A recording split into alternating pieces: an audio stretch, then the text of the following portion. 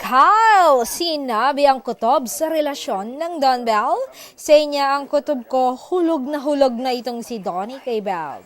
Ganon din si Bell kay Donnie, wala na, halatang halata na yung dalawa, hindi na nila maitago pa.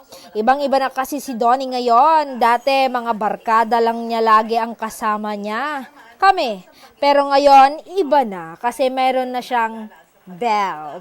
Kumbaga, sa priority list niya, ang first niya ay ang family and si Bell. Kami nasa pangatlo na lang, pero masaya ako para sa kanya na mayroon na siyang love life.